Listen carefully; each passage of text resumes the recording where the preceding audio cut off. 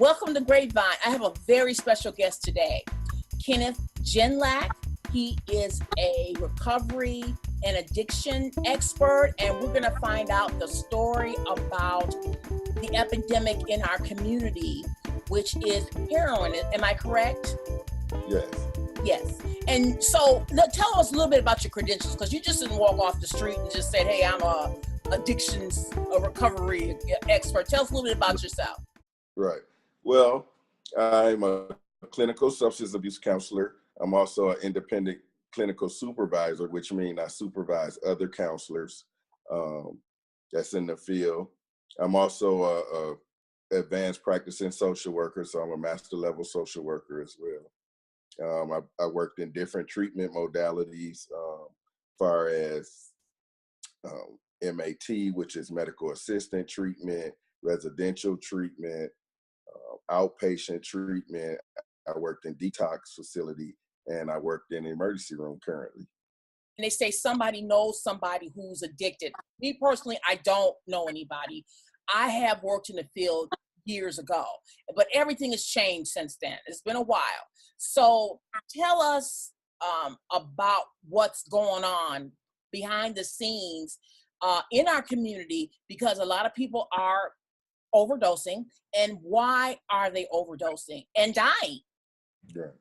Well, right now, just this past weekend, I don't know if you watched the news, but just this past weekend in Milwaukee, Wisconsin, there were 5 overdose deaths. Wow. Over the weekend. And right now, they're doing autopsies, and they're trying to figure out, is it a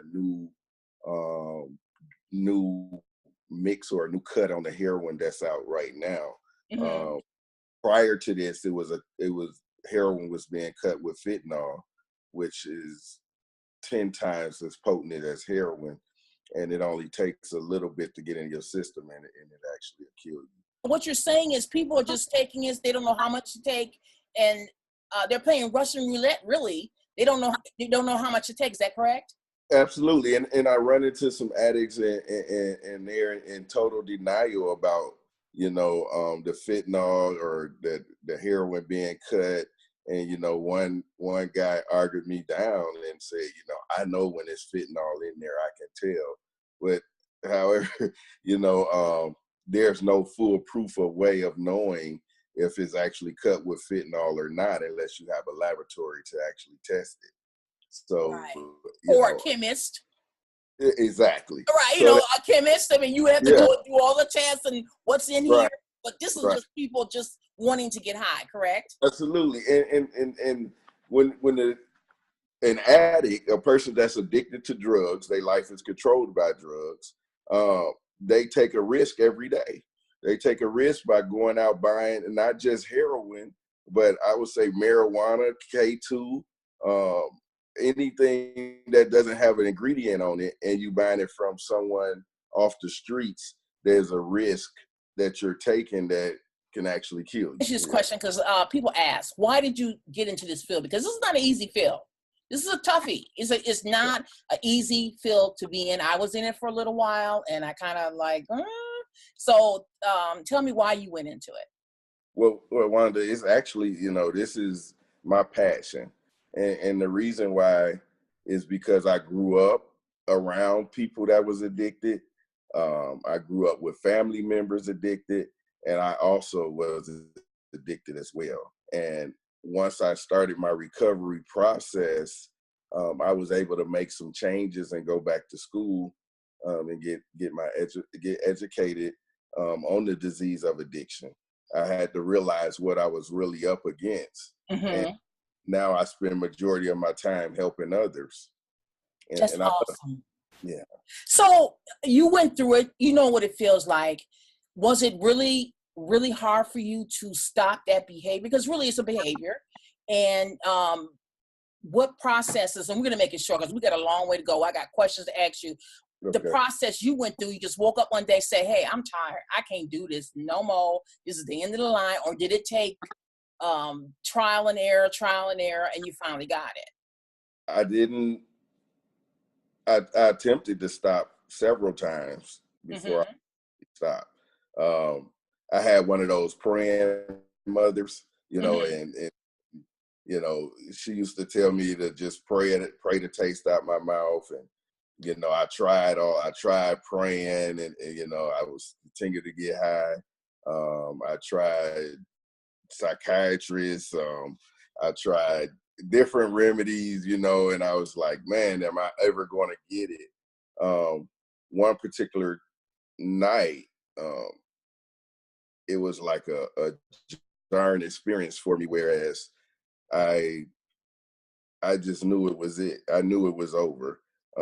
I was tired of the way my life was going.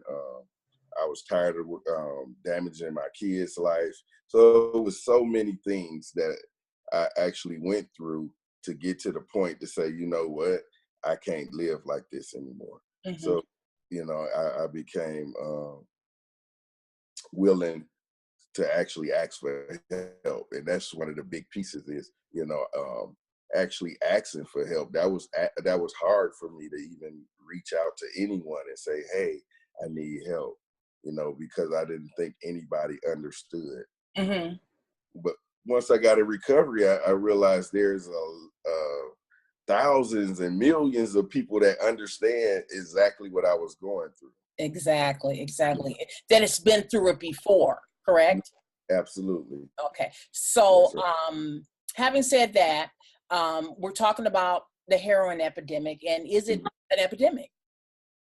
Well, yes, it is an epidemic. Uh, However, a lot of people in the Black community, they frown at you when you say a Yeah. heroin epidemic, Yeah. and they pretty much say, well, that's not really our problem, it don't really affect us, but actually it does, And how does it affect us? actually, it was a study done, and I wish I can quote it verbatim, but it's more Black people in the community that die from heroin than other communities. Really? And And why is that? we're not educated. We don't understand that, the Narcan it's been Narcan trainings in different communities, in the suburban communities. They understand what heroin overdose looks like, and they actually ready and prepared for when somebody overdose. However, in the Black community, because we're not really concerned as much with the heroin epidemic, that we are not educated on how to help others. So when someone OD, we may not even look at it or recognize it overdosing. What is Narcan? And I hear so much about it on the news where you should carry Narcan with you at all times. And Right. the only problem I have with that is if somebody was to OD, how would I know? Because, you could fall out from diabetes, you could have epilepsy, you can fall Right. out. But how do you actually know that it's a overdose? And you bring out some Narcan and it's not. So how do you know they're not going to tell you because they can't tell you. They are conscious, right. Okay. And that's one of the beauties of Narcan. It does not, if it's something else, it would not affect you in a negative way. Okay. So I think that's real important for people to understand. So even if you're having a heart attack and someone gives you Narcan, it's not going to have a adverse effect on you or cause you to. Does that make sense? Yeah, So it does make sense. yeah, so it doesn't affect. It only affects that area of the brain Okay. where the opiates are attached to the receptors. Okay. That's So what awesome. it does, the Narcan gets in your system and it pushes it out. Okay. It pushes it out of the receptors. However, it's something that a lot of people don't know, and because it's readily available in certain communities, Mm-hmm.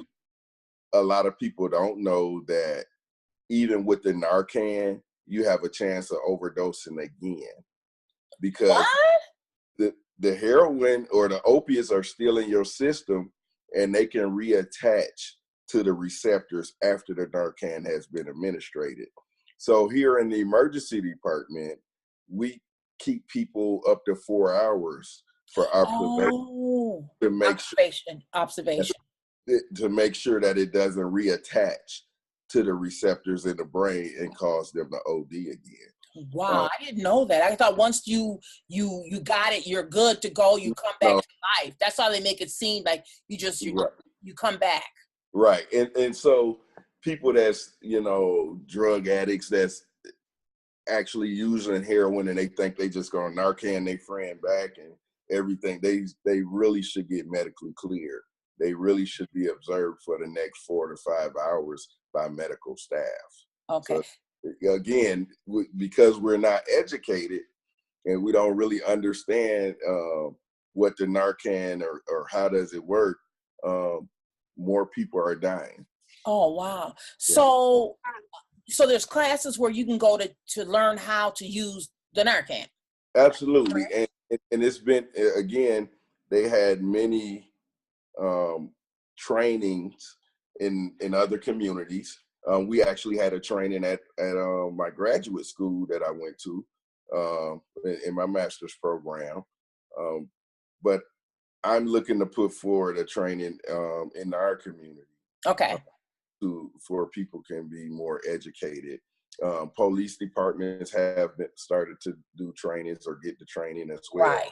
Right. And a few of them, I don't know if all, I don't believe. Is it hard to use? Some places I saw they were giving it out free. Mhm. Free, keep it with you at all times. That's fascinating to me because. Some in my car. Excuse me? You got I some in have, your car? absolutely. Really? Is that Yeah. serious? Yes. It used to be a little more complicated because even for me, I didn't want to inject anybody with a needle. So it is a needle. I thought it was just I didn't know what, I thought it was. it's nasal now. So they came out with the nasal. Okay. A couple of pumps in the nostril and, it'll start to work. So that was like, I was happy they came out with the nasal because I don't want to do the whole injecting thing. So the nasal has become really popular right now. Okay. You said it's an opiate crisis. And I think I'm going to throw this out at you. A lot of it's for some people, not all. It starts because they have pain. Mm-hmm. Am I correct? And yeah. it becomes a vicious cycle. And I want you to explain that cycle that happens. And this, I just want to inject this. Sessions, okay, the Attorney General said something that really kind of made me like go, or like, are you serious? He said, well, you people, you're going to have to learn how to just deal with pain. Take some aspirin and just wait it out. And so my first thing within my mind was, he hasn't really had any pain. Because there's people that have chronic pain. And it's like people don't want to believe that they have chronic pain. When you have chronic pain, it's like, oh my God, it's like you will take anything to stop that pain. Right. So tell me a little bit. That starts with my back I was in a car accident. My back is hurting. I can't walk. I'm just hurting. Please give me something to relieve. I can't sleep. I can't eat. Go ahead, explain that. And they're honest. It's just when, and the real question is, when am I crossing the line to addiction? Or how do I know if I'm addicted? Exactly. Because I'm in pain. I'm taking my pain medication. So I know if I'm addicted. One of the first signs is, I always tell my clients and whoever's that's taking opiates or pain medication, if you find yourself running out before it's time to get a new prescription, it may be running into a problem. Because all of a sudden, I gotta relieve this pain, but they didn't tell me I had to keep taking more and more and more to stop the pain. Right. And we need to follow the doctor's orders. So if the doctor say take 2 times a day, but that as needed, people seem to take it as needed, and they may need it a little more than they actually need it. So what do you mean? I don't get that. So if I'm hurting and I want to stop that pain, what do you mean as needed? Because I just want to stop my pain in my back. So it's a reason why the doctor gave you a 30-day prescription, and he said your next prescription is in 30 days. Is a reason why he actually prescribed that for 30 days. Now, if you taking it and you find out you run out in 20 days, then you need to go back and have a conversation with the doctor, because maybe it's some more, maybe you need more medication. Mm-hmm. Maybe you need to have a medical procedure done. But the bottom line is he prescribed this for 30 days. Okay. And when you're running out, or that's one of the signs to say, hey, am I taking too much? It's time for a self-evaluation. Okay. To say, am I taking too much? Am I really in pain? Or can I actually manage this pain? What'll happen if I don't take it for the next 4 hours? Would I be able to live? Because, sometimes the brain is powerful. Yeah, What we tell ourselves is what it is. So we have to be real honest with ourselves. So it takes a person that's able to evaluate themselves and take a look at themselves and say, can I go another hour? Am I in such pain? Or again, go back to your physician and say, hey, you're giving me a 30-day supply, but I'm running out in 20. So what if he gives me 20 more? And then I come back the month, and that's how I come back the month. Man, that 20 didn't last me. I'm still in pain. Well, that's been going on for years. That's been going on for years. And unfortunately, when a lot of people run out of that prescription, Mm-hmm. they look for substitutes. Because now it's strict rules. It's a database in all the pharmacies where they can, when you had received your last prescription of opiates. So therefore, when you find yourself, again, another tell sign, if you find yourself doing things or acting out in different behaviors to obtain that medication, right? Okay. So, my friend Joe got some, he has some Oxycontin. I'm out, but he want me to do this, and this for it. I'm willing to do it because I need that I need to manage this pain until I see the doctor. Okay. I had and I'm gonna make it brief. I had a patient here this week, and he was being tapered off of methadone pills, and he had ran out his script. He took too many, and he started to go through withdrawals. And he had 2 weeks before his prescription, he was able to get another prescription. He was really going through, like, I really talked to him, but his whole mindset was, what am I going to do when I leave here? Because I'm not going to stop taking the pain medication, and I need something to last me for 2 weeks. And I can't guarantee it, but I'm almost positive that he went out and purchased some heroin in order to ease those withdrawal symptoms for the next 2 weeks until he's able to get his prescription. Wow, that's heavy. So some people leads to heroin, because opiates and heroin is it the same as Yes. Well, the opiate, the Oxycontin, the pain medication is man-made in a laboratory versus the heroin, which is grown, and it comes from, a poppy seed. But however, when it goes through so many hands as it get down to the street level, it's cut on, it's stepped on. It's scary because you don't know what's in it. And right. I'm going to mention another drug a lot of people think that it's okay to take that scares me. And when I was younger, much younger, I'm not going to age myself, but it was different then. You know what I'm saying? It wasn't as strong as it is now. It didn't smell as bad. Okay, but we knew what it was when we smelled it. Right. It wasn't addicting, you got to do something that day, you're not going, because it makes you sleepy, whatever, and you can't do anything. Now, I don't understand what's in that. When I smelled it for the first time, the new stuff, I didn't even know what it was. I said, somebody's plumbing has backed up or something. I didn't know what it was. Right. I said, what is this smell? And that's how ignorant I was. Mm-hmm. So you smell it, you go, my God, somebody needs to get their pipes fixed or something because it smells so horrible. So we're talking opiates, we're talking marijuana, but people are ODing on the heroin because they don't know what they're taking, they don't know how much to take, but you're not ODing on marijuana.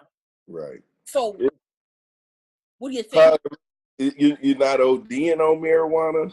However, I remember those old commercials, it's like the guy, that's 30, 40 years old sitting in his mom's basement saying, I don't see nothing wrong with marijuana. It don't do nothing to me. I don't do nothing at all. Right. It's like, I always, when people struggle, if they're addicted to marijuana or not, the first thing I have them look at, is it causing a problem in your life? Mm-hmm. Is it causing you not to be able to get a job because you have to pass a drug test? Wow. Is it causing you to be rearrested and away from your kids because you're on probation? Is it causing you to be so forgetful that you forgetting your court date or you forgot your doctor's appointment?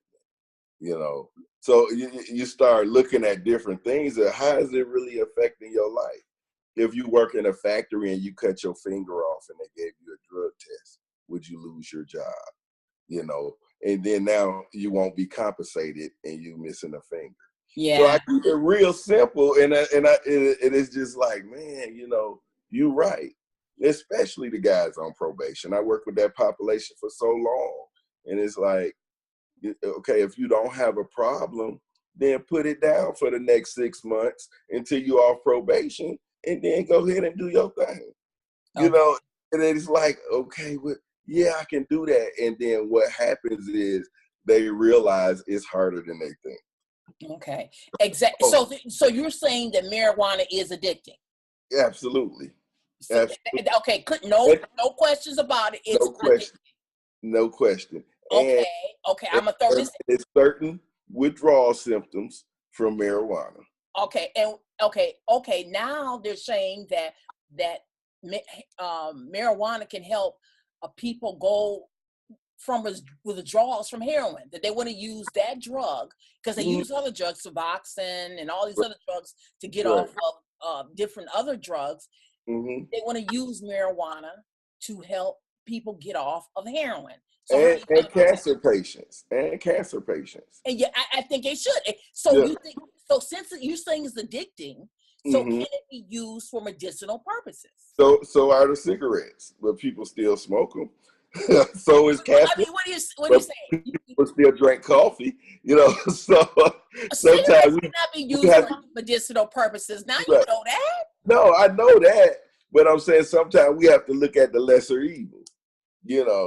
And people are ODing from K2, which is a synthetic marijuana. Okay. And if you can lace that, you can lace marijuana. If you can lace the synthetic marijuana, so that can be laced as well.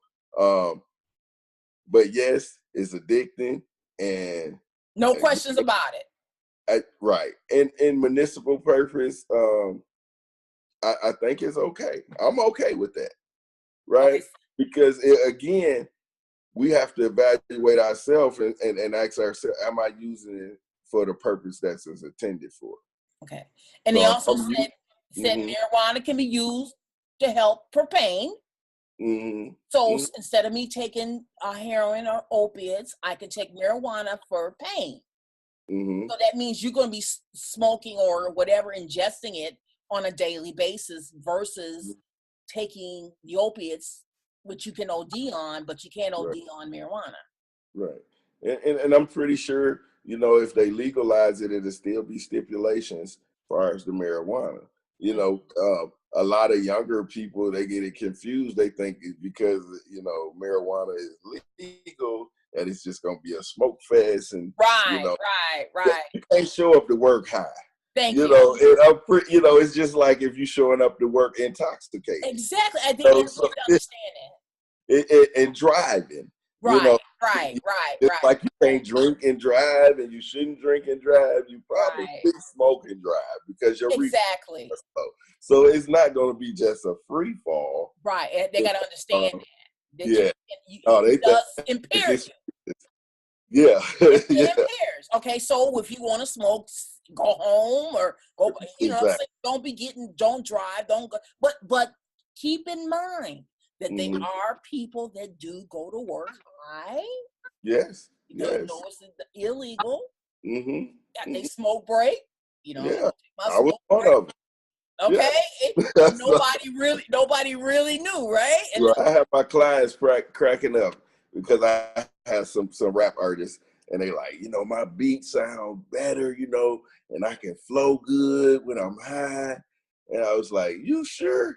Or is it just the marijuana telling you that you sound good and it still sound that great? Yeah, exactly. People think that if they're impaired, they do better and they're better, but they're not. They're not better.